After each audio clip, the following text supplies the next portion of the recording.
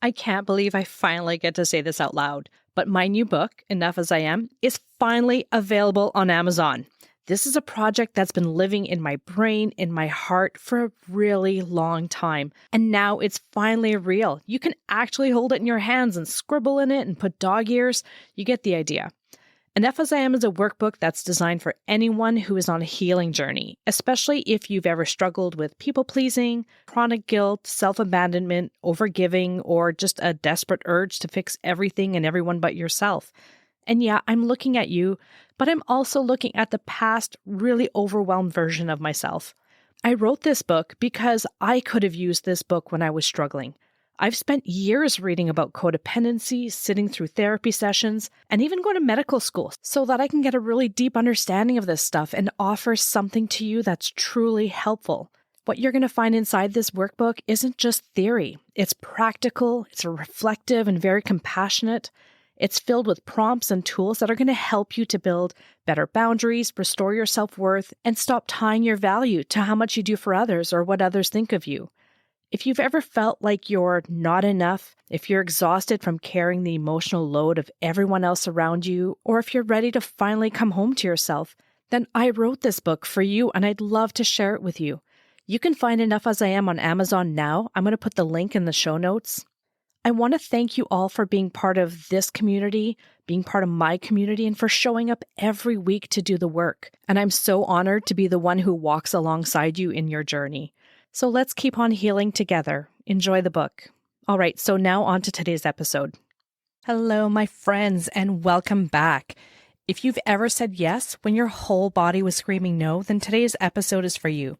Whether you're a chronic people pleaser, someone who struggles with guilt when setting boundaries, or just trying to reconnect with what you actually want, you're gonna want to stick around for this video.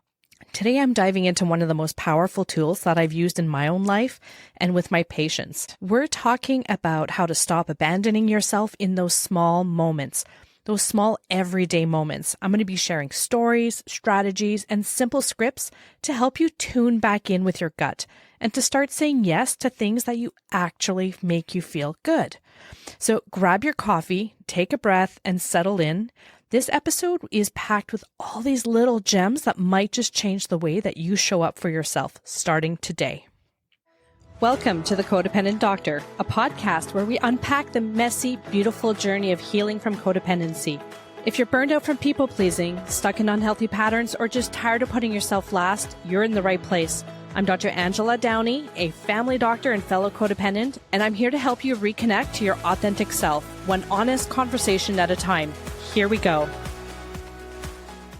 Hello to all my wonderful podcast listeners, and welcome to the 52nd episode of the Codependent Doctor. I'm your host, Dr. Angela Downey, a family doctor and fellow codependent, who's finally mastered the art of pausing before saying yes, unless you ask me to move a couch, and then all bets are off. Just kidding. Today's episode, we're going to focus on a tool that I've created called the 3-second authenticity pause. But before we get started on that, I want to take a minute to focus on what we're all grateful for. You've probably heard it 100 times. Just be grateful. And if you're anything like me, you've probably rolled your eyes at least once. But here's the thing.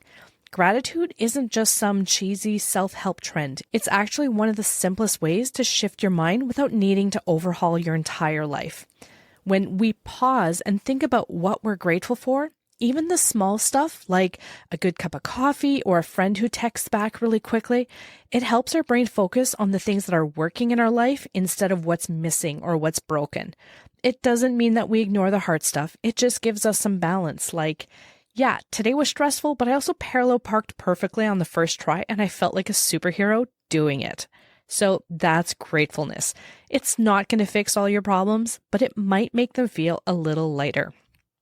Today, I'm thankful for my new computer chair. It's like sitting on a cloud. My other chair had no back support. It would make my legs hurt after the end of one episode. It was not comfortable for me to sit for a whole day. So I'm really glad that I made the investment finally to get a decent computer chair. I'm really excited about that. So today's episode, we're going to be talking about a tool that you need to live your authentic life.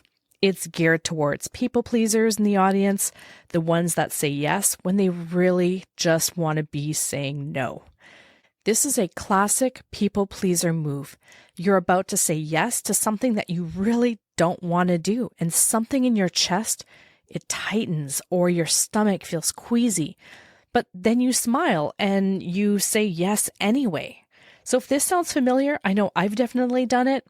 I've done this more times than I can count, and I want to share an example with you. A couple of years ago, I planned this solo trip, kind of a spiritual retreat for myself. I was dreaming of massages, journaling, long walks, and reading lots of self-help books. The whole figuring out my life kind of vibe. I was craving quiet and space, and I finally decided that I was going to give that to myself. So I was going to book this trip. But then my partner said that he wanted to come too. And before I could even process how I felt about it, I started doing this thing that I do. It's sort of this like mental gymnastics routine, trying to convince myself that this could still work. He promised to give me space, and I nodded and said, okay, but inside, I was feeling guilty and conflicted and tense. And instead of checking in with myself, I spiraled into how I could make this trip work with him in it. And I agonized over this for weeks. Meanwhile, he's getting really excited. He's starting to pack his bags. He's excited about going on this trip. And I'm getting further and further away from my original intention and goal. Eventually, I came up with this like genius solution. So I wrote down two outcomes on a slip of paper. One that said that I was going to go alone, and the other that said that we were going to go together. And I put them in this bowl, and I told myself, whatever I pull out would be the answer. Like it was fate. But let's be honest, this was just a really fancy way of me to avoid making a decision. I was putting my power in someone else's hands or fate's hands. So instead of really kind of deciding what I wanted, I was just going to leave it up to chance. I didn't want to hurt his feelings, and I didn't want to face the discomfort of owning what I really need. I was ready to just give away my power, and I am able to make my own decisions, but I was willing to give that up and leave it up to fate. But here's the part that really stuck with me. Right before I reached into the bowl, I realized I was hoping to pull the go alone slip. I was chanting, please, please, please, please, please, please pull out the go alone slip. Then I sat back in my chair and I asked myself why I'm even considering only having a 50% chance of going alone when I could just say, I'm going alone. My body had already spoken. I knew what I wanted deep down. I just needed to listen and to follow through. So I made my decision to go alone, and for the fun, I ended up picking a piece of paper and it said, go together. So I tossed it in the garbage and I went to tell my partner my feelings, that they had changed, and that I really wanted to take this trip alone. That's the power of the 3-second pause. In that quiet moment, we can ask ourselves, what do I really want? It just takes 3 seconds to check in. Is my gut feeling good? Am I feeling excited about this? Am I feeling sick? Is there a tightness in my chest? What's happening in my body? What do I want? Not what's the easiest or the nicest or the most people-pleasing for someone else. Just what do I want right now? My partner was disappointed, but he totally understood. And I went on that trip and I had the exact experience that I needed.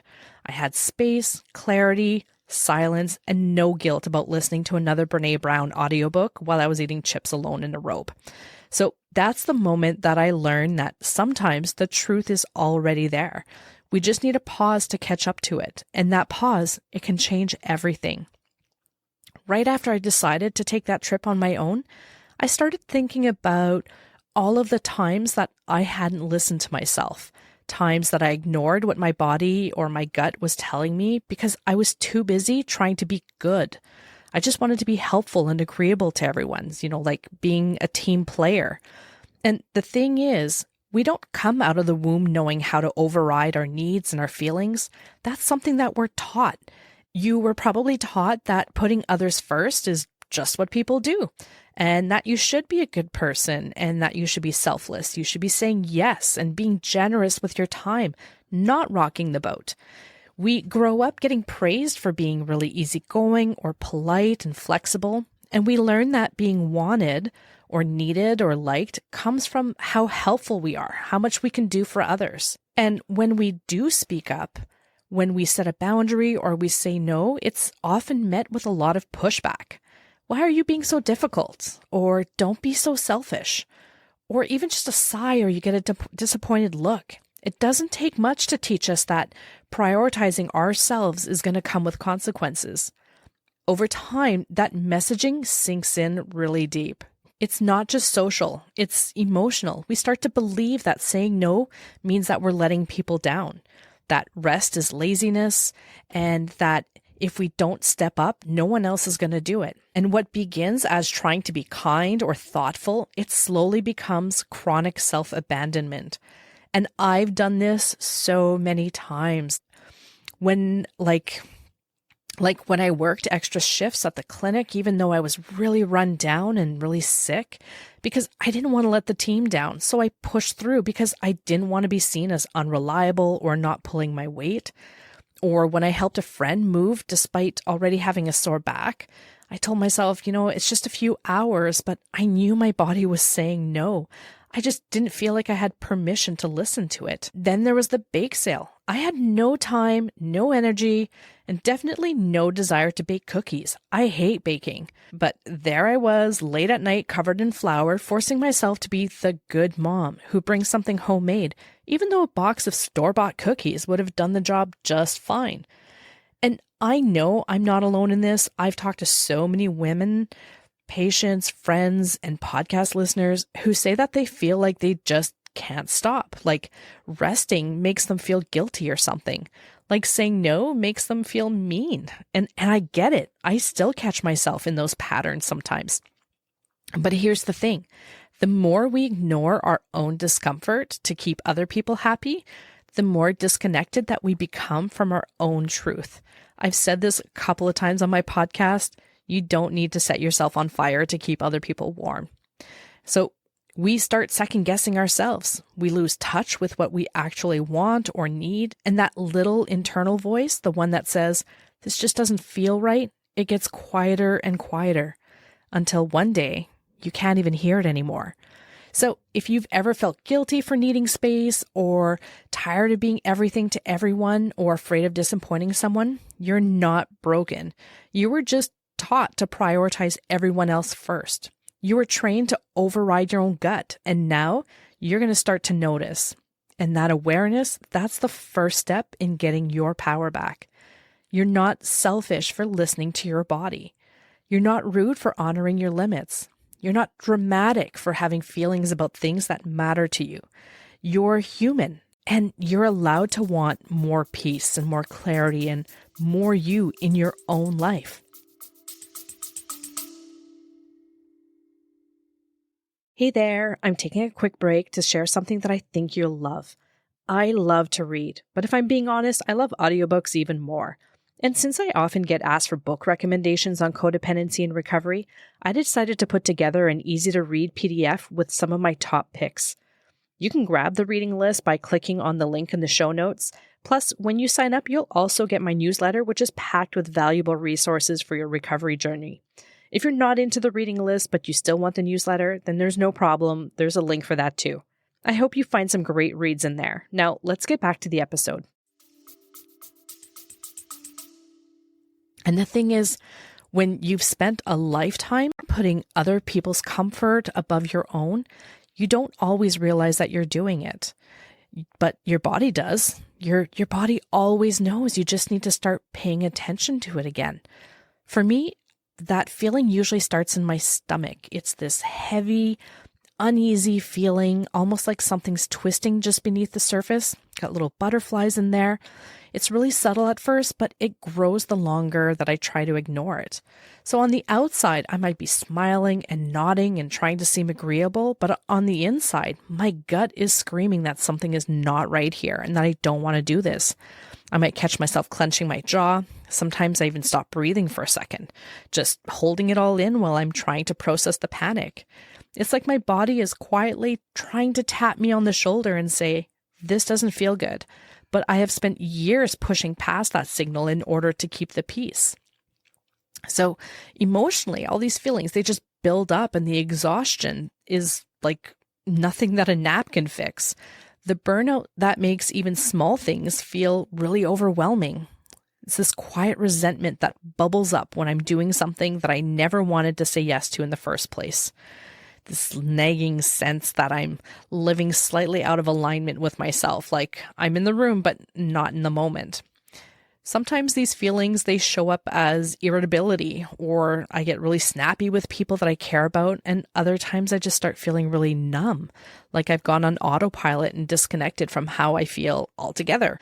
So that's the cost of constantly overriding your gut. You end up stuck in this cycle where you're doing all the right things. You're being supportive, reliable, helpful, and still feeling drained and unfulfilled. And then the guilt creeps in for even feeling that way. It's tiring. But here's what I want you to know. You don't have to live like that. Your body is not betraying you. It's trying to bring you back to yourself. That tight feeling in your chest, that pit in that sigh that you keep swallowing, those are just, they're invitations. They're gentle nudges saying, something about this isn't working for me. And when we can slow down long enough, like 3 seconds, to really notice them, to really listen, we open the door to something better, something more honest and more aligned with who we are. And it makes our lives more sustainable. So if you're feeling off, if you're tired of being tired, if your body is waving these little red flags, you're not broken. You're waking up. And that awareness, that's where everything is going to begin to shift. So after you start noticing those gut feelings, that tension, that unease in your body, the question becomes, what are you going to do with that? And that's where this cool little tool comes in, the 3-second authenticity pause. And it's changed everything for me. So it's simple. You just take a second and you pay attention to your body. And that's where this cool little tool comes in. I call it the 3-second authenticity pause. And honestly, it's changed everything for me. It's so simple that you're going to think, how can this actually help me? But that's the beauty of it. It's not overhauling your whole life. It's about creating just enough space between the urge to please and the truth of what you actually want. So here's how it works. Let's say you're faced with a decision. Maybe somebody asks you to take an extra shift at work, or your friend texts you at the last minute asking for a favor, or maybe your partner wants to make weekend plans and you were hoping for a quiet day in your pajamas. And your automatic response, because you've been conditioned this way, is to say, yeah, sure, of course, no problem. I can make that work. But instead of replying right away, you just pause, just for 3 seconds. Take a breath. You can place your hand on your belly if that helps you kind of drop into yourself. And ask yourself, how am I feeling right now? What is my body telling me? Am I excited? If I am, then great. This is definitely a no-brainer. I'm going to do it. But if there's some trepidation there, if you're not sure that this is what you want to do, you need to start asking yourself some questions. How am I feeling right now? That question alone can be really powerful. It's not, what do they need, or are they going to be disappointed? But me, like, how am I doing right now? Am I about to say yes because I'm feeling guilty, or there's some fear, or is it a habit? And what do I want in this moment? What is this something that I actually want to be doing? Do I have the energy to do it? You don't have to decide right away. You're just checking in with your gut. And that's the whole point. It's just to slow things down long enough to hear yourself before you answer. And look, in real life, this can be as simple as not replying to a text right away. Maybe you can let the phone ring and go to voicemail, or saying something like, thanks for the invite. Let me think about it and I'm going to get back to you. That line has saved me so many times because it buys me that time to pause and think about what it is that I want to be doing instead of defaulting to yes out of guilt or pressure. The pause can even happen in these tiny, ordinary moments, like when you're about to agree to take on another work project, even though you're already maxed out, or when someone at a family gathering asks if you can help coordinate one more thing and you feel that internal, ugh, but your mouth is already halfway to saying yes and you're smiling. So just pause, even if it's awkward, even if it's like one beat longer than what feels socially comfortable. That little space is where your truth lies. For me, using the pause has meant saying things like, you know what, I'd love to help, but I just can't right now. Or that sounds like a lot of fun, but I really need some downtime this weekend. You don't need to give anyone a long explanation for why you can't do something. You don't need to list all of the things that are keeping you so busy or make up extra reasons to justify your no. It doesn't need to come with this long dissertation. People might ask for more details. That's fine. But you can keep it as simple and just say, the timing isn't right, or I'm not available, and that's enough. I once had a family member who kept prodding me for more and more. I ended up saying that I had this work function to get to, which was kind of true, but I was trying to be really vague. When they wanted to know what time it started, what time it ended, and if I could just come before or after. It's that type of situation that they're not looking to understand your schedule. They're looking to bend it to their own benefit. And that's when you know that it's not about your explanation. It's about their inability to respect a no. These are the people who will keep pushing until they get what they want. And I say this with love. They are not your responsibility. Be mindful of the people who don't take no for an answer. You don't owe anyone the full reasoning behind your choices.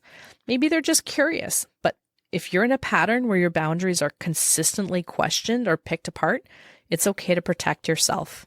You're allowed to hold the line without defending it. And sometimes people are disappointed when you say no, but that discomfort is going to pass. And the peace that I feel afterwards, that stays for a long time. And no, it doesn't mean that you never do anything for anyone anymore. This isn't about becoming selfish or unavailable or cold. It's about making sure that when you say yes, it's real and it's from this grounded place, not a place of obligation or fear or performance. The 3-second pause gives you this moment to tune in and to check whether your yes is coming from alignment or from anxiety. And you'd be surprised how often your body already knows the answer. It's just waiting for you to listen. So we've taken the pause, we've listened to our bodies, and we've decided what we actually want. Now comes this tough moment where your stomach does this little somersault because we have to put our feelings into words. And let's be honest, this is the part that can feel scarier than bungee jumping without a helmet. We're wired to worry about letting people down. We imagine their disappointment. We picture the awkward silence. So here's a reframe that really helped me. When I say no, I have to remind myself that I'm not rejecting the other person. I'm just honoring myself. And I'm honoring the version of myself that still wants to show up tomorrow with energy and kindness. Because if I keep saying yes to everything, I'm going to show up as the cranky, half-present zombie that nobody asked for. I remind myself that honesty is a gift to both of us. They get the real me, not the resentful me. So how do we actually speak the words? Let's try and keep it really simple. So here's the first script. Thanks for thinking of me. Let me think about it and I'm going to get back to you. This line is magic. It buys you space, it's polite, and it signals that you take the request seriously. Most people respect that. And if they don't, that's information that you learned about that person. It's not a disaster, but just keep it filed at the back of your mind. The second script is, I'm going to pass this time, but thank you for asking. Notice there's no apology tour, no novella about your to-do list. It's clean, it's kind, and it's final. And as a quick side note, if you feel compelled to add 37 qualifiers, I'm so sorry. I know you're in a bind. I feel terrible. Just pause again. One sincere, thank you for thinking of me is plenty. Anything more starts sliding into the land of guilt confetti, and you'll be sweeping that stuff up for days. Sometimes people are going to push back. They might say, but you're the only one who can do it, or it'll just take a second. In those moments, I repeat the boundary like some gentle broken record. I hear you, but I'm still going to pass. No new reason, no extra details. Think of it as hitting the replay button on your favorite song. It's the same words, steady rhythm, and a calm tone. And if your inner critic starts yelling, you're being selfish, just remember this. Self-care isn't selfish. It's strategic. When you protect your energy, you increase the quality of every yes that you decide to give to your patients, your kids, your partner, your friends. They get a fuller, brighter version of you. I also like to practice tiny no's in really low stake situations. So declining a store loyalty card or saying no to an upsell on fries, letting a buzzing phone roll to voicemail. Each tiny rep, every time you say no, it just strengthens that muscle. So when the higher stakes requests do start coming in, my courage isn't starting from zero. It's already warmed up and ready to go. So this week, I invite you to experiment. So pick one request, no matter how small, and try using the 3-second pause before you respond. Take a breath, tune in, and notice what your body's telling you, and ask yourself, am I saying yes out of guilt? What do I actually want in this moment? Then choose your response from that place. It doesn't have to be perfect. It just has to be true. And notice how your body feels afterwards. Maybe it's feeling a little lighter, maybe it's a little shaken, but often you're going to feel relieved because every honest no is also an honest yes. Yes to your well-being, to your boundaries, and to your energy. And with each pause, you're going to start hearing that quiet voice inside you more clearly, the one that's been there all along waiting for you to listen. If you've been skipping the pause, it's okay, we all have. But let this be your reminder. Your truth deserves a moment, just a moment, long enough to breathe, to listen, and to choose something that feels more like you. So as we wrap up today, I just want to leave you with this. Try the pause this week, just once. That's it. One moment where you don't answer right away. One deep breath before you respond. One honest check-in with yourself before you automatically say yes. You don't have to get it perfect. This isn't about perfection. It's about practice. The pause is just this tiny space that you give yourself to hear your own voice before the noise of everything else rushes in. Because the truth is, the pause isn't just about saying no. It's about coming back to yourself. It's about remembering that what you want, how you feel, and what your body is telling you matters. You matter. You deserve a life that fits you, and it starts one pause at a time. Thank you for hanging out with me today. If you like the episode, I'd love it if you would share it with someone you love who needs to hear it. Heck, share it with the whole world. I'd love to help more people out there. I'd also really appreciate it if you'd be so kind as to follow me and leave a comment. It really helps others find my show. I'm most active on Facebook at The Codependent Doctor and Threads and Instagram at Dr. Angela Downey. I wish you all a great week as you learn to foster a better relationship with the most important person in your life, yourself.